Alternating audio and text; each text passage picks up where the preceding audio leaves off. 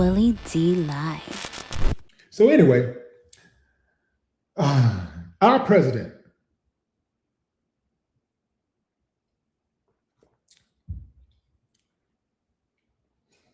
so Donald Trump, your president,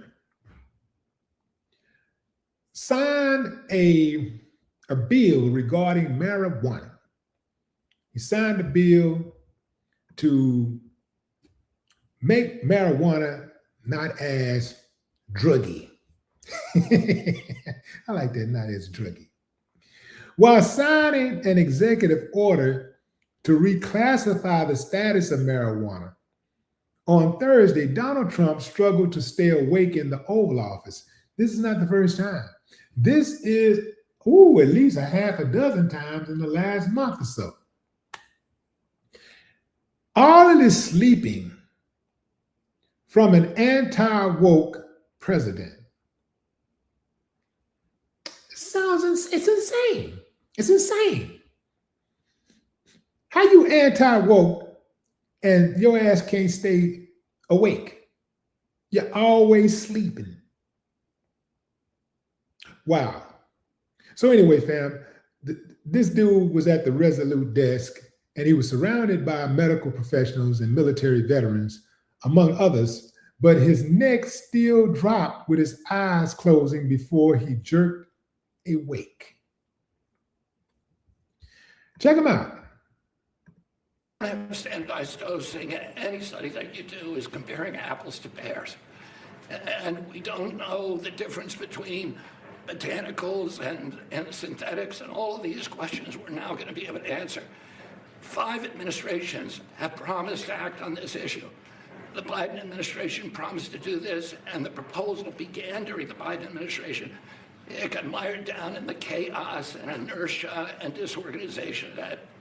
And I want to thank President Trump, who made the promise during the 2024 election that he was going to come in and solve this issue, that he was going to take decisive action, and he has kept that promise today.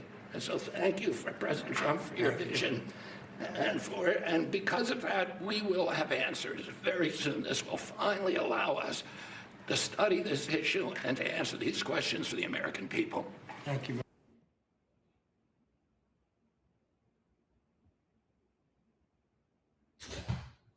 Yeah.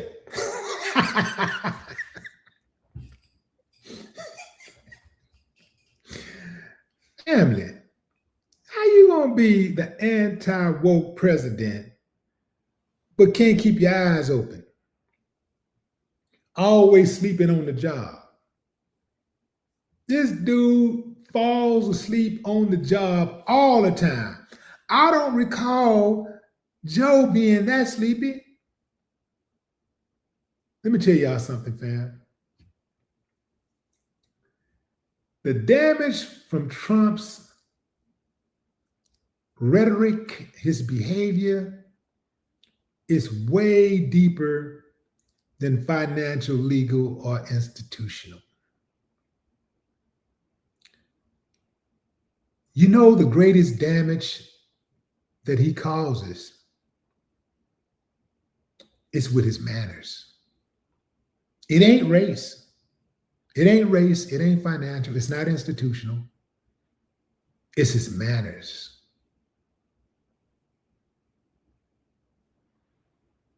His manners has set America back at least 100 years. And I know that sounds excessive. And it is. His manners. Because when people watch him behave, they're watching the guy who has the most prestigious title in the country. He has the most prestigious work address in the country. He sits in the highest office in the land. And if we are looking at where we are in life and we're aspiring to be somebody, to be something, to achieve a certain level of success, you're looking at, well, who's there? We need examples of that, right? And you know how it was when we were growing up. People would oftentimes say, well, you could be anything in the world you want to be if you just go to school, listen to your parents, and do the right thing. You can be anything in the world you want to be. You study hard, You can even be the president of the United States. They didn't say you can even be a store clerk. They didn't say you can even be a congressman, or a congresswoman, or a senator. They said you can even be the president of the United States,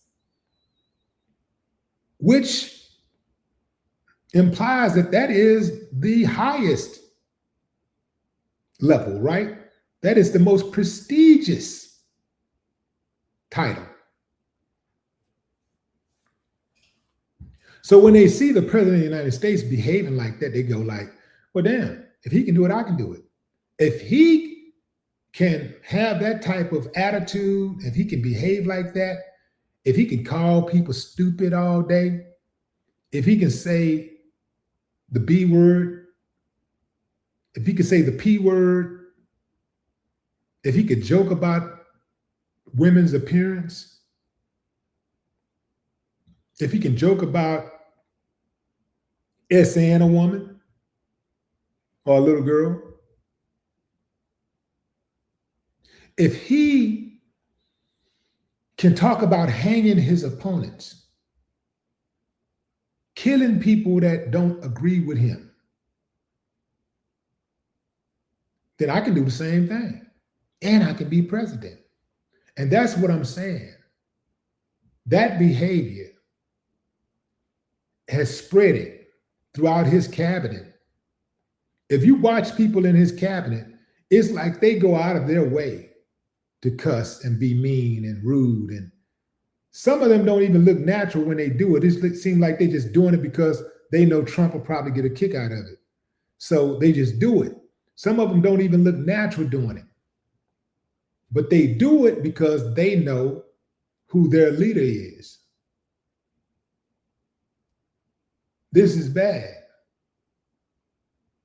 If you hear the people, the leaders of the country that we have elected to represent us, these are people that we have elected to represent us all over the country in our respective cities and states and counties.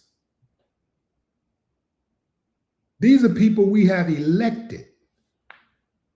These are the people who sit perched up in Washington, making decisions that are supposed to be good on our behalf. And they have no class. They have no dignity. They have no decorum whatsoever. You think that's not going to trickle down? You think that's not trickling down? I saw a video yesterday of a youngster talking about grabbing a woman by the pee, and his dad walked in and said, hey, we don't talk like that in here. We don't talk like that about women in here. And the boy said, well, if the president can do it, I can do it. It was one of those skits or whatever, but it's true. People look at the president and say, if he can do it, then it must be okay if he's doing it, because we're programmed to think highly of the president. But this one right here, man, this one right here is something different. This guy, oh man, he's something different. And it's going to be a long, long, long time, a long time before the damage that he did gets flipped.